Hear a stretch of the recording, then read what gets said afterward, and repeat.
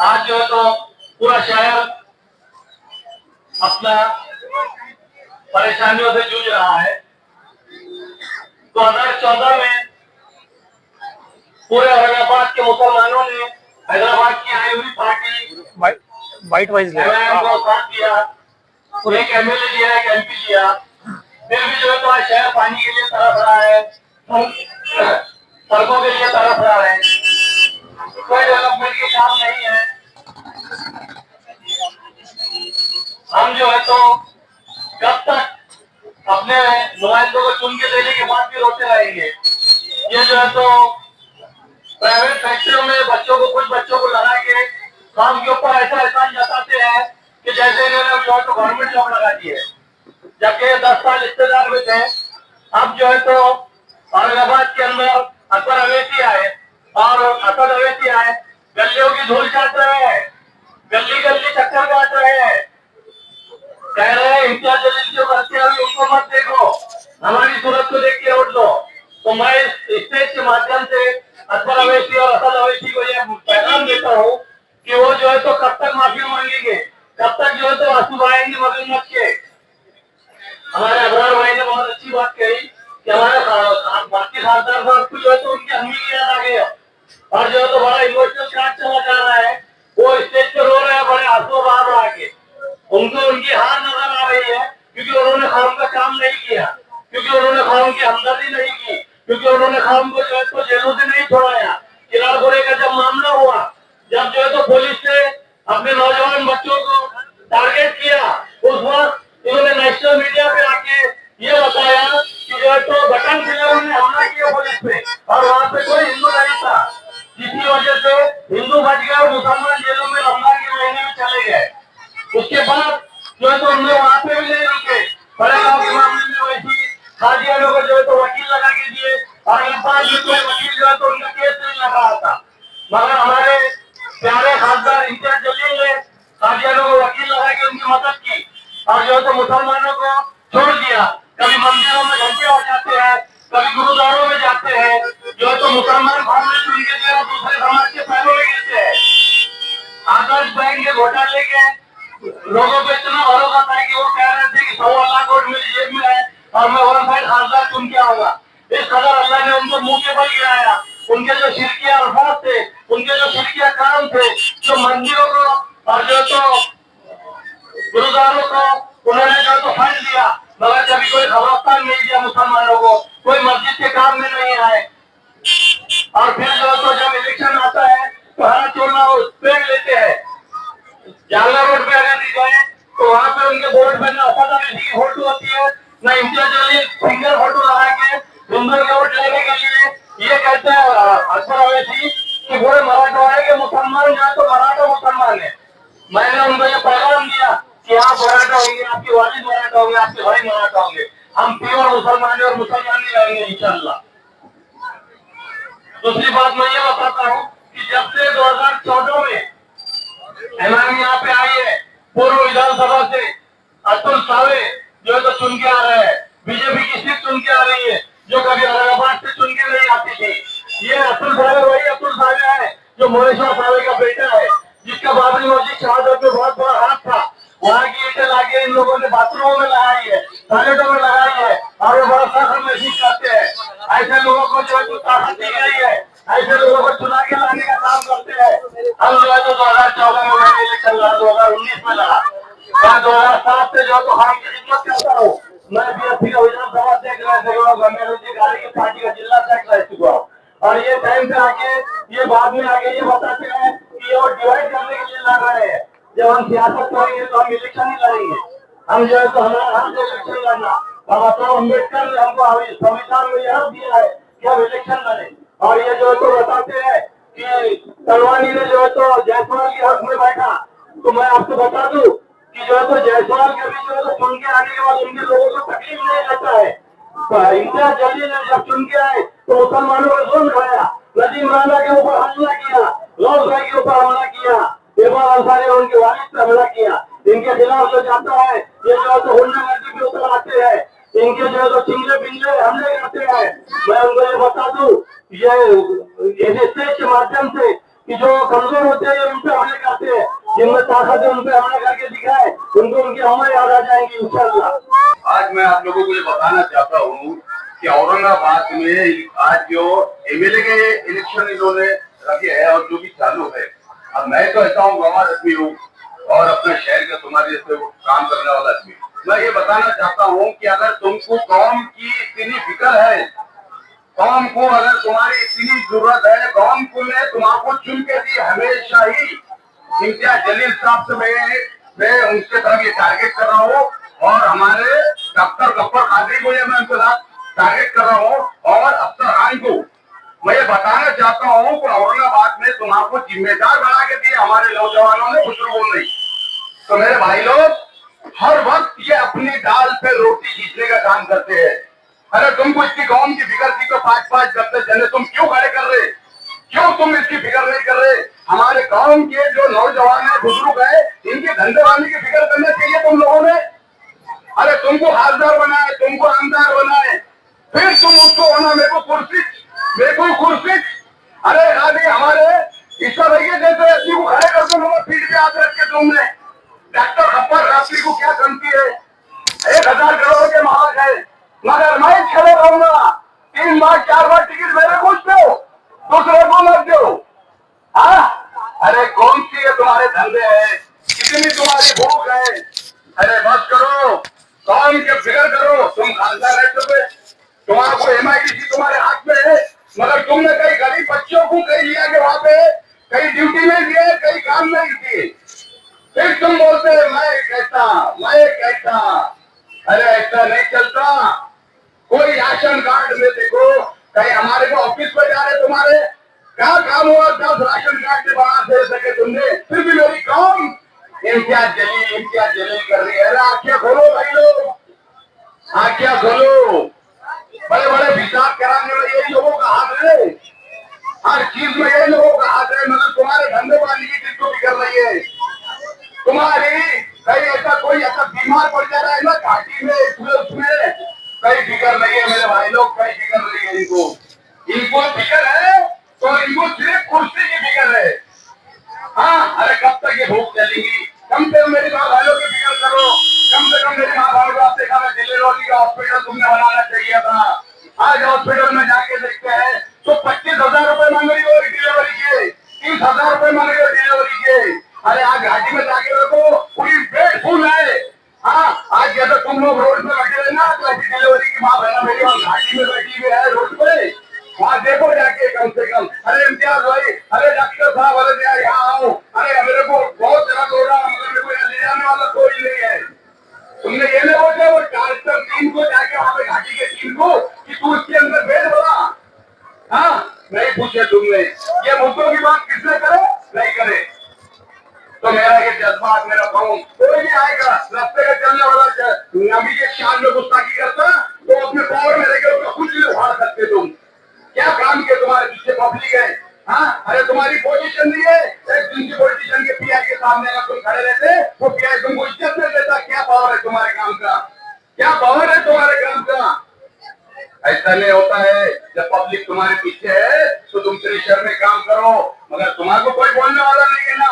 Public मेरी है, मेरा काम, मेरी काम। अरे बाप रे, क्या सुदिन साहब की वो बोल बचन रहे थे, अरे क्या साहब के उनके बोल बचन रहे थे, मगर कभी पूछे हैं कि क्या तकलीफ है मेरे औरंगाबाद शहर को? गलियों में जाके देखो मेरे भाई लोग, नगर सेवक चुन के आ रहे, मगर गड्ढे खोले, नाली बह रही है, मगर वो काम दुआ को नहीं बोलती। अरे यार हमारे हाल ये हाल है। आज रईसा कॉलोनी को देखो, बड़े गाँव में कब्रस्तान नहीं है देखो, मगर फिक्र नहीं है तुम्हारे को। फिक्र है हम चुन के कहते तो भी आना, हम चुन के कहते तो भी आना, फिर भी मेरी कौम तुम्हारा पीछा कर रही, तुम्हारा पीछा कर रही।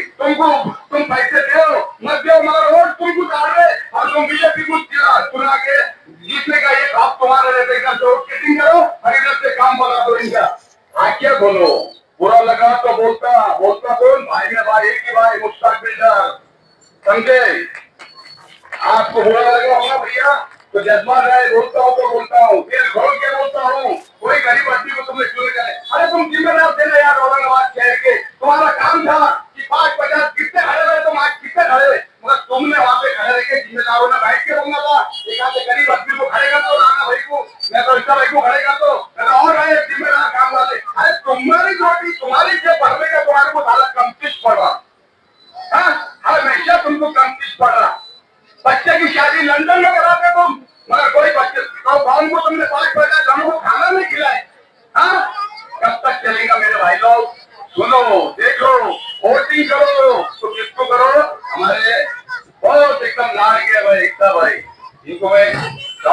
सरकार को कि टीपू सुल्तान की जो पार्टी आई हुई है इसको मदद करो और इंसान को परखो और वोट दो। चाहता हूँ भाई लोग, अल्लाह हाफिज। शाह भाई आपका बहुत बहुत शुक्रिया। आपके जज्बात अब इंशाल्लाह कुछ ईसा भाई के लिए रंग लाएंगे, ये उम्मीद है हमारे सभी भाइयों से।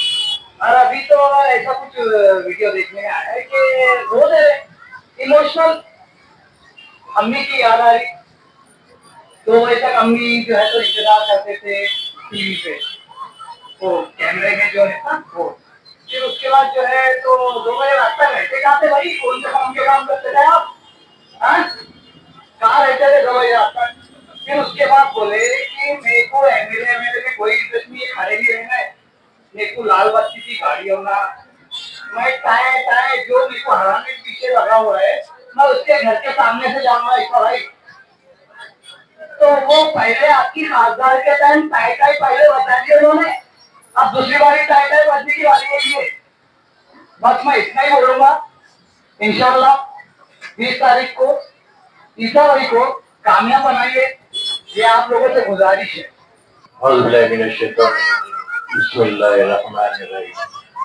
पर तशरीफ फरमा मेरे सदर अपाची साहब, एडवोकेट फरिया अपाची साहब और समीर साहब और ईसा साहब जो एमएलए के लिए कॉन्टेस्ट कर रहे हैं, उन सबको और मेरे दोस्तों, नौजवानों और बुजुर्गों को मेरा अस्सलाम वालेकुम व रहमतुल्लाहि व बरकातहू।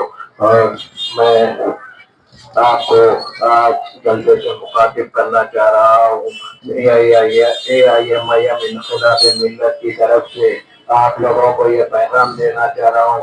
ये जो पार्टी 2019 में बनी है, ये इसका मकसद एक ही है कि हमारे कौम के, मुसलमानों के, दलितों के, पिछड़े वर्गों को आप बेसिक नीड जो होते हैं वेलफेयर के लिए, जैसा आपको पानी है, इलेक्ट्रिसिटी कम में होना है और बच्चों के लिए तालीम का इंतजाम। और अभी मेरे दोस्त ने कहा, हमारे इंजीनियर साहब ने, कि यहाँ पर हॉस्पिटल नहीं है। असल कौम के लिए ये चीज होती है, हॉस्पिटल होना है, हॉस्पिटल रहा तो फिर इलाज होता है, इलाज हुआ तो अपनी माँ बहनों को कितनी तकलीफ झेलना पड़ रहा है। जैसा कि हमारे मुश्ताक साहब ने बताया कि कहीं हॉस्पिटल में जाकर नीचे रहना पड़ता है। तो मैं ये पूछना चाहता हूँ, आप लोग जो पिछले के इलेक्शन में जो एमएलए को वोट दिए, उन्होंने क्यों काम नहीं किया? आप लोग इनसे पूछे क्यों नहीं? जब ये लोग इलेक्शन में वोट मांगने के लिए आते, आपका वोट एक वोट कितना कीमती है मालूम है आप लोग? आप लोग देखते हैं लोग कितने बड़े बड़े गाड़ियों में फिरते हैं, वो आपका वोट ही है।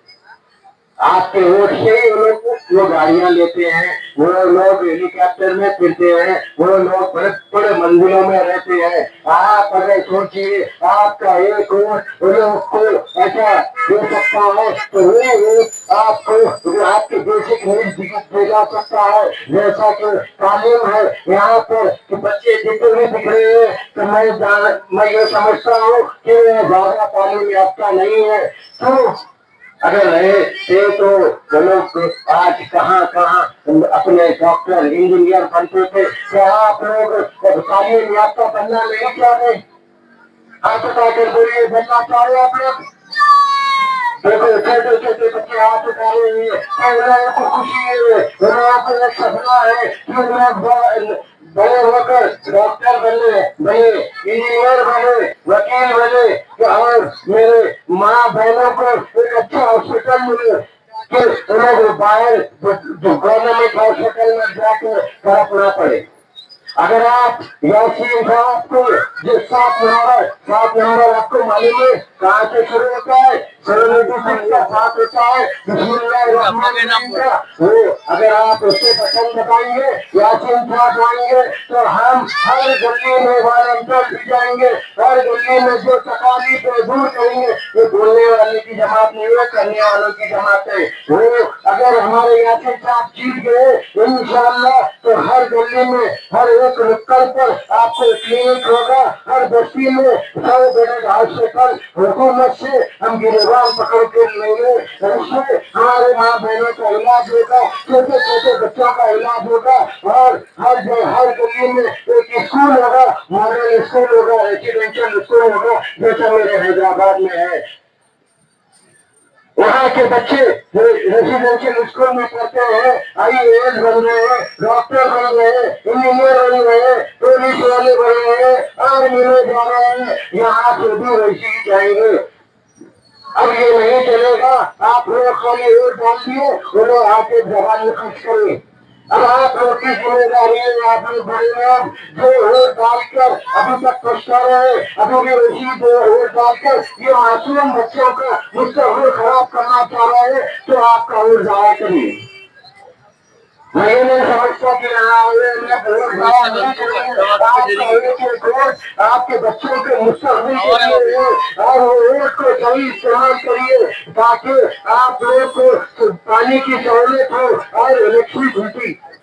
यह महाराष्ट्र में इतने बिल आते के ताजुब की बात है, ये अडानी अनलिमिटेड है इलेक्ट्रिसिटी। हमारे मोदी, मिस्टर मोदी, ये पूरा पैसा लूट के अदानी अंबानी के झोले में डाल रहे, तो बोल रहे तो बचेंगे। अरे बाबा, तुम लोग बात लिए कर लिए, अदानी अंबानी को बोलिए, अब दूसरे को तुम्हारे हिस्से के लोगों को लगेगा। अब कटेंगे तो बटेंगे कैसे? अब कटेंगे बटेंगे, हम कहीं को कटेंगे, हम कहीं को बटेंगे, हम अरे झोली लेके भगाएंगे कहाँ? मुंबई के जेल में। आपसे ये गुजारिश करना चाह रहा हूँ तो यहाँ पर आकर तुमसे वाराना बात करेंगे, मगर आप लोग का जो हथियार है वो वोट है और कुछ भी नहीं है। अब आप वोट से आपका मुस्तकबिल बना सकते हैं, आपके बच्चों का मुस्तकबिल संभाल सकते हैं, आप अपने बच्चों को सही तालीम देकर डॉक्टर, इंजीनियर और IPS ऑफिसर, पुलिसमैन बना सकते हैं, जैसा कि हमारे हेमंत करकरे साहब बनना चाहिए। क्या आप लोग बनाएंगे अपने बच्चों को police officer? Hemant Karkare police officer बच्चे ने बना है, क्या आप लोग नहीं बनाएंगे? अगर वो बनाएंगे तो आप सुरक्षित रहेंगे। ये बोले ना हमने आर्मी है वही सेव कर रहे, क्या सेव कर रहे बाद में। आप देखिए कभी आर्मी में, पुलिस में, हिंदू मुस्लिम सब एक होते हैं, एक ही कॉन्स्टिट्यूशन पे चलते हैं, वही कॉन्स्टिट्यूशन को सिर्फ आप लोग और हम लोग बचा के चल रहे। बाबा साहब अम्बेडकर ने जो कॉन्स्टिट्यूशन दिया उसको हम संभाल कर चल रहे हैं और उसको बचाना है, वही इनकलाब भी बचा रही है। अब हम हैदराबाद से यहाँ है कि इसका मतलब है आपको आपकी ताकत बचाना है। वो ताकत किस क्या है? आपको सेक्युलरिज्म से और अपने जमहूरियत पे अपने भरोसा करना है। बाबा साहब अम्बेडकर ने जो हमें डेमोक्रेसी और कॉन्स्टिट्यूशन में दिया है उसके तो हम हक हासिल कर सकते हैं। ये लोग जो कॉन्स्टिट्यूशन को बदलना चाह रहे हैं, ये लोग आपको हमको मुसलमानों को हिंदुओं को डिवाइड करके एक राष्ट्र बनाना, हिंदू राष्ट्र बनाना चाह रहे। ये होता है बाबा, ये हिंदुस्तान बच्चा तुम्हारा है, हमारा नहीं है। और इसकी खूबसूरत देखो, हमारे बुजुर्गों ने लड़कर अंग्रेजों को भगाकर और हिंदुस्तान को आजाद किया, जिसमें हिंदू मुस्लिम सिख ईसाई जो फिर आज दिल्ली पे जाकर देखिए कितने मुसलमान शहीद हैं, उनके नाम है, उनके किसी के नाम है जो आज अस्पताल पर आकर बैठे हुए। ये लोग अंग्रेजों के गुलाम थे और यही कॉन्स्टिट्यूशन की वजह से आज अस्पताल पर आ गए और जो शहीद हुए थे हिंदुस्तान के लिए वो लोग को गद्दार हो गए। अब गद्दार कौन है बाबा? गद्दार आप लोग है जो आज अस्पताल पे बैठे हुए हैं और इनको ऐसी मार पड़ी जो बाबरी मस्जिद को तोड़कर, अभी मेरे भाई ने बताया ईंट लाकर फला जगह लगाए और कितने बीमारियों में पड़ गए, हर घर में बीमारी आ गई। अब टूट गया कौन? उदय ठाकरे बेचारे बाला साहब को पूर्व को तकलीफ दे रहा है तू है। उदय ठाकरे शिंदे आके पूरे को दे दिया, अब दो हो गए। चले तुझे बिल्कुल ये लोग जो नापाक साजिश करे बाबरी मस्जिद को तोड़ के सेक्युलरिज्म को एक धप्पा पहुंच जाए। हमारा सेक्युलरिज्म कॉन्स्टिट्यूशन पूरी दुनिया में मशहूर है। समझे यहाँ पर एकजुट और उतना ही है लोगों को मालूम है कि हिंदू मुस्लिम सिख ईसाई दलित एक साथ हो गए तो लोगों की दाल बनने वाली नहीं है। उसमें चंद अपने लोग भी है जो बांटने का काम करते हैं। मैं इसलिए कह रहा हूँ आप रोज से बैठना नहीं बुलाएंगे। वो एक चिन्ना पुता है कि राना बोल के उन्हें कहीं बोला मस्जिद में घुसा। अरे बाबा उतना है मस्जिद में घुसना है तो आके इस्लाम कबूल कर लो। हमारे पास दावत देते हो इस्लाम कबूल कर लो।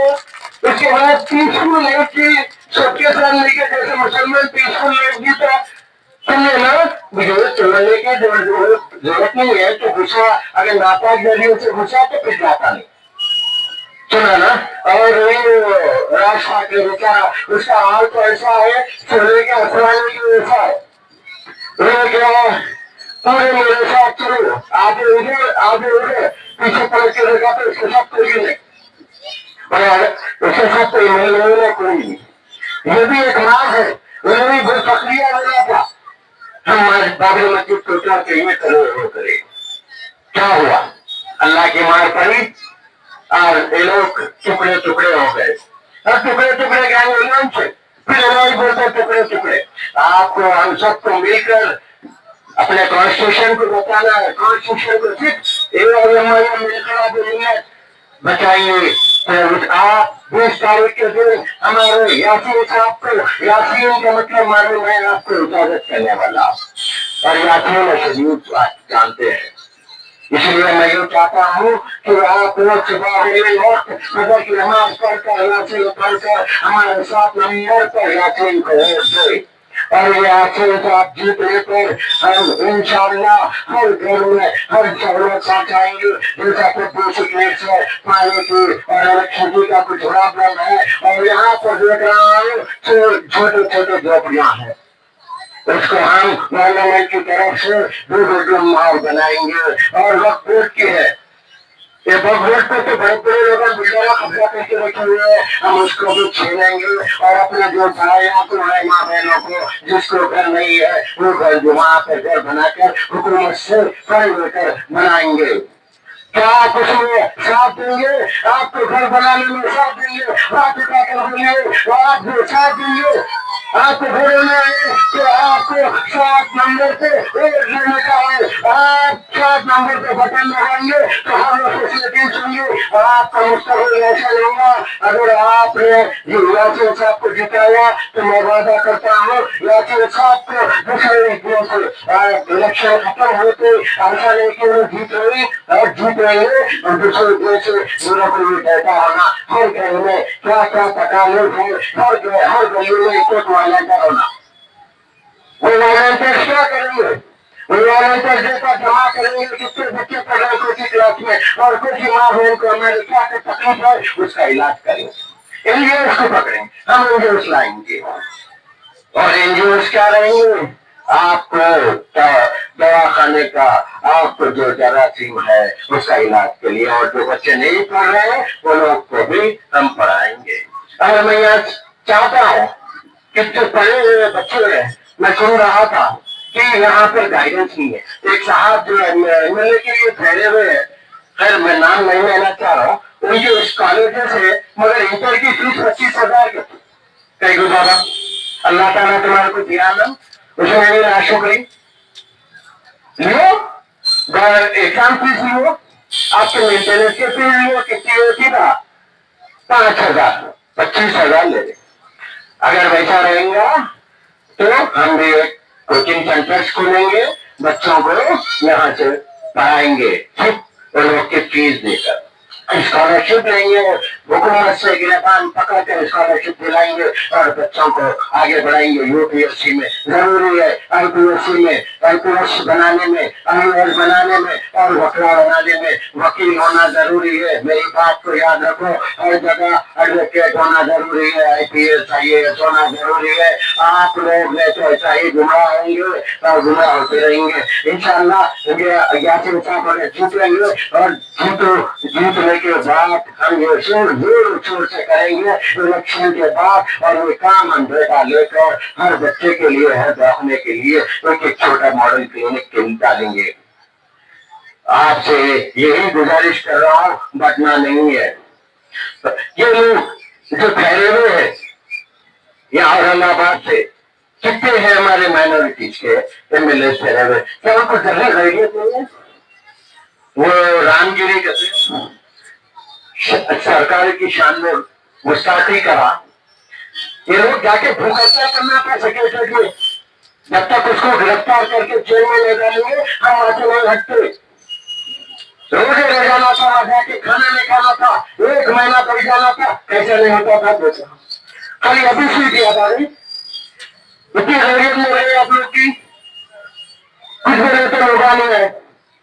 उसके बाद अब कुछ जाके यहाँ के लोग गए, रैलीज बनाए, हुआ क्या? अभी भी वक्त है, अगर जिस दिन इलेक्शन खत्म हुआ उसके बाद हमारे यासीन साहब सेक्रेटरी के सामने भूख हड़ताल देंगे और उसको गिरफ्तार करेंगे। ऐसे लोगों को, ऐसे कुत्तों को हम नहीं रखना चाहते जो अपने सरकार की शान में गुस्ताखी करता है। ये कुत्ता, हमारे पास भी कुत्ता भोगता था, उसको ऐसी करे, अंदर गया सुधर गया। यहाँ पर भी एक कुत्ता भोगता, उसको भी यही करना है। अगर आपको ऐसा करना है तो इंकलाब मिल्लत को वोट देकर मजबूत बनाइए। 7 नंबर पर वोट देने का है। अवलीन वक्त जाकर सदर की नमाज पढ़कर यासीन पढ़कर 7 नंबर पर यासीन साहब को वोट देने का है। मैं यही कहते हुए चंदन साहब आप लोग को यही अदबन गुजारिश करता हूँ कि आप लोग यासीन साहब को वोट दीजिए, वोट देकर उनको कामयाब बनाएंगे। अल्लाह हाफिज। नारे तकबीर, नारे तकबीर, नारे तकबीर, जय हिंद, जय हिंद। और डेस्क पर बैठे ऑल इंडिया मजलिस इनकलाब मिल्लत के सारे लीडर्स को मेरा सलाम। मैं पार्टी के बारे में थोड़ा बताना चाहता हूँ। ये पार्टी 2019 में बनाई गई थी क्योंकि मुल्क के हालात देखने के बाद, मुसलमानों के हालात देखने के बाद जनाब एडवोकेट अमीर खबरी अब्बासी साहब ने कई उलेमाओं से मशवरा करके ये फैसला लिया कि हमारे मुल्क में मुसलमानों को रिप्रेजेंट करने के लिए एक ऐसी पार्टी होना चाहिए जो साफ सुथरे लोगों को, जो पढ़े लिखे लोगों को उनका नुमाइंदा बनाए। ये कोशिश से कई उलेमाओं से बातचीत कर ये पार्टी बनाई गई 2019 में, और हम लोगों ने 2019 से पूरी कोशिश की है। हैदराबाद, बिहार, गुजरात और अब यहाँ हम लोग औरंगाबाद में इलेक्शन लड़ने आए हैं, यहाँ पर महाराष्ट्र में। मकसद सिर्फ एक ही है, क्योंकि जो भी मुसलमान पार्टी बन के आती है वो थोड़े दिन के बाद कमर्शियल पार्टी बन जाती है।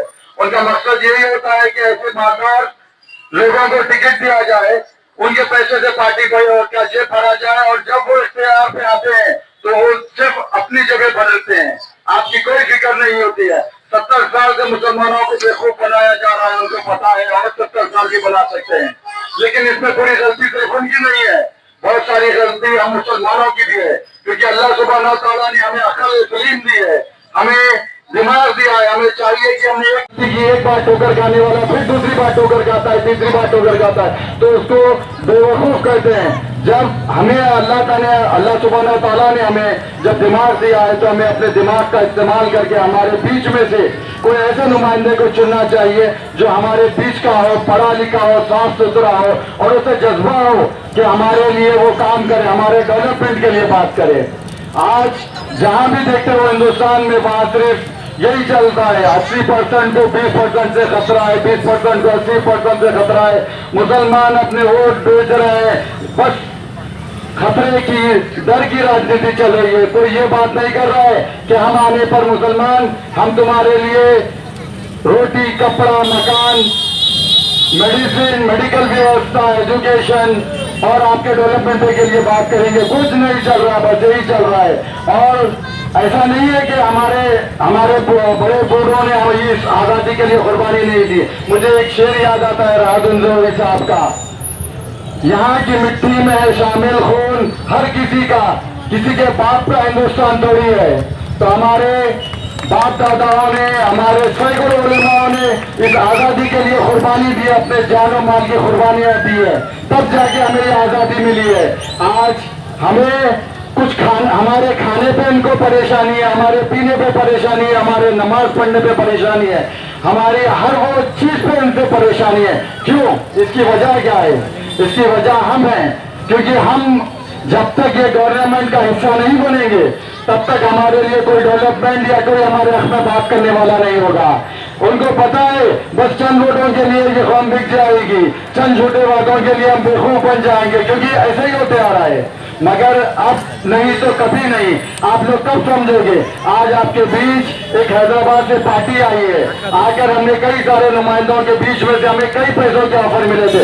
एक बंदे को ईसा यासीन को सेलेक्ट किया जो आपके बीच का बंदा है और आपकी खिदमत करने का जज्बा रखता है। तो हमने तो अपना फर्ज निभा दिया और वो बंदा भी आगे बढ़ के अपना फर्ज निभा रहा है, कोशिश कर रहा है।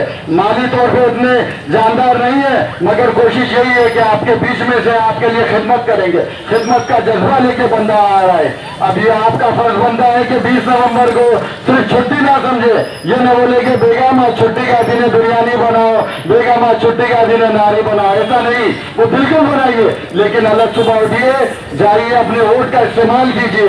बहुत सारे लोग ये भी समझते हैं कि मेरे वोट से क्या होगा। कई ऐसी सीटें जहाँ 1 वोट, 2 वोट, 10 वोट से आदमी हार जाता है। तो आपका ये फर्ज बनता है कि जैसे हमारी पार्टी ने अपना फर्ज निभाया और ये कैंडिडेट अपना फर्ज निभा रहा है, आप अपना फर्ज निभाइए। 20 तारीख को ये महीने की आप भले सुबह उठकर अपना वोट दीजिए। उसके बाद जब हमारी पार्टी का कैंडिडेट जीत के आएगा तो 24 घंटे आपके बीच रहेगा और 24 घंटे आप आधी रात के बिल के घर पे धक्का मार के जाके मिल सकते हैं। ऐसा नहीं कि ये इलेक्शन जीते और ये बादशाह बन गया और आप गुलाम बन गए, ऐसा बिल्कुल भी नहीं होगा। हमारी पार्टी बिल्कुल आपके बीच आएगी, जायजा लेगी कि ये क्या काम कर रहे हैं, क्या परेशानियां है। 24 घंटे आपके लिए काम करेंगे, हमारी पार्टी का आपसे वादा है। हम अपना फर्ज निभा रहे हैं, 20 तारीख के दिन आप अपना फर्ज निभाइए। बस मैं शुक्रिया अदा करता हूँ आप सबका।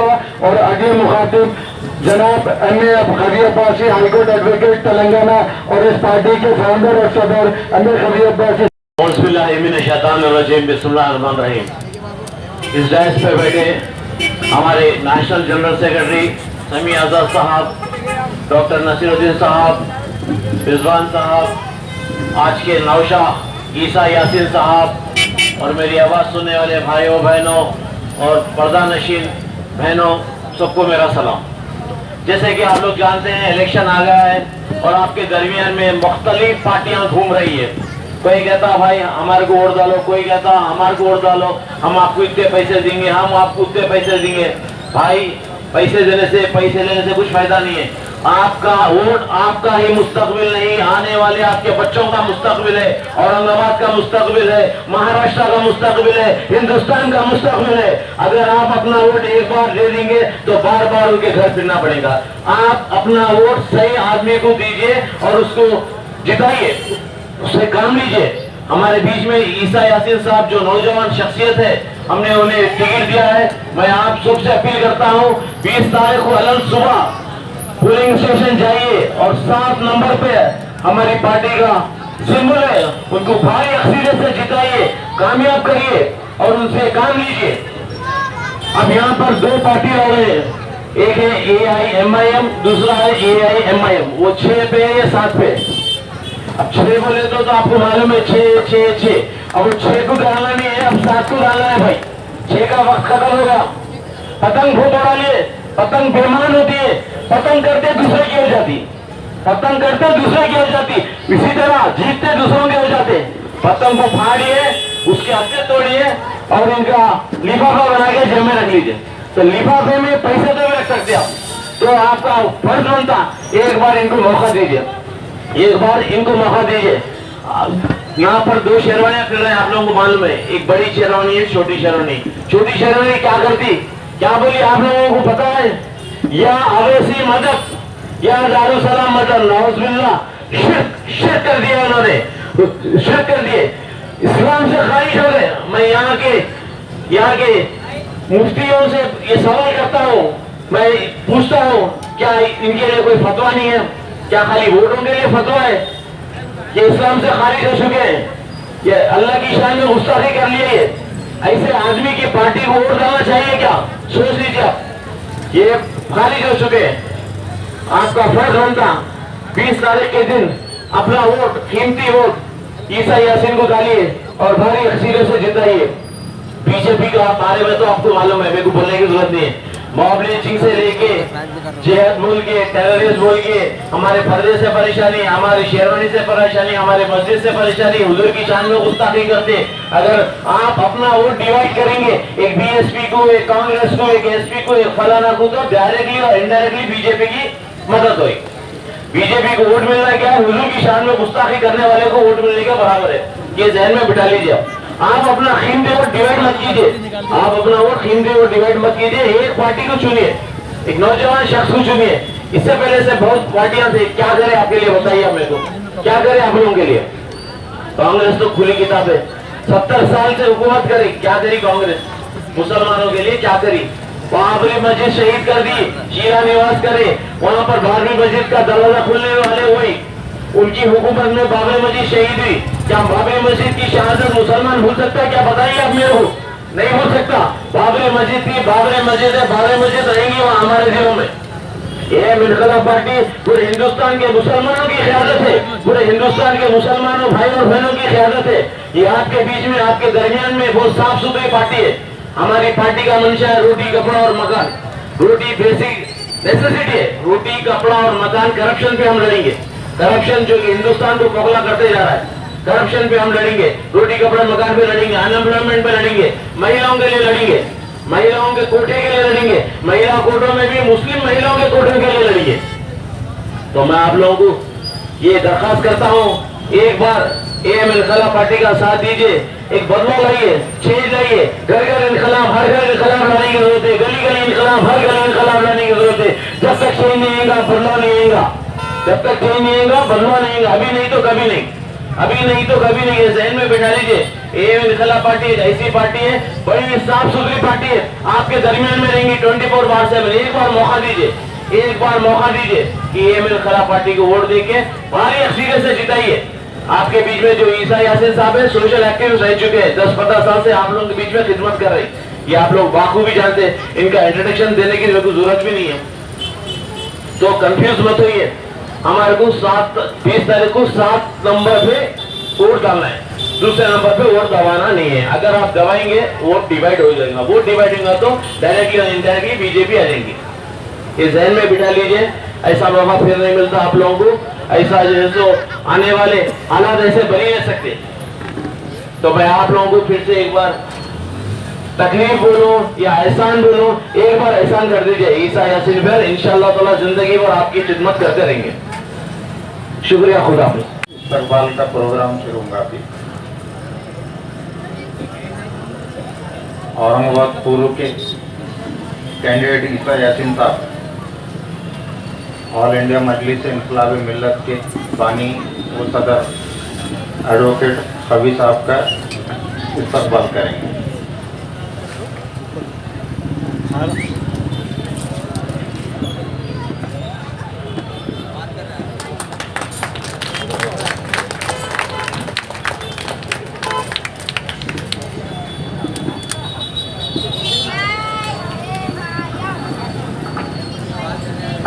मैं नदीम राना साहब से इल्तिजा करता हूँ कि वो सभी साहब का जो है तो इस्तेमाल करे हाथ मिलाकर। नदीम राना साहब हमारे मध्य के कैंडिडेट ऑल इंडिया मजलिस इनकलाब मिल्लत, हम उनका शुक्रिया अदा करते हैं कि उन्होंने हमें टिकट दे के मौका दिया, और हम इंशाअल्लाह उनकी और तमाम जनता की जो है तो उम्मीदों पे खड़े उतरने की कोशिश करेंगे। समी आजाद साहब का नदीम राना साहब इस्तेमाल कर रहे हैं, तालियां भी तालियों की इल्तिजा है।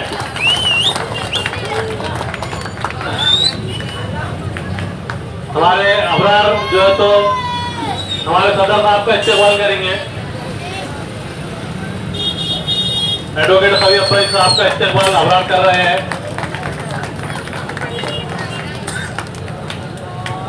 मुस्तफा ईसा डॉक्टर साहब का इस्तेमाल करिए।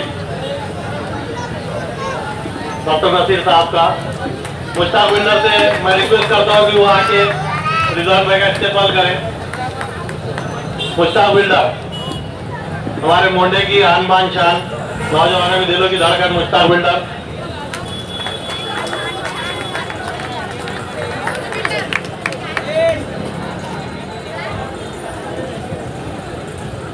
इम्तियाज साहब का इस्तेमाल सुफियान भाई करेंगे।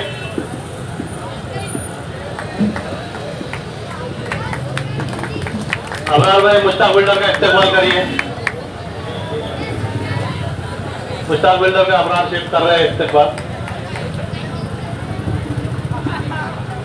और हमारे ईसा यासीन का इस्तकबाल मोहम्मद रेहान मुस्तफ़ा करेंगे।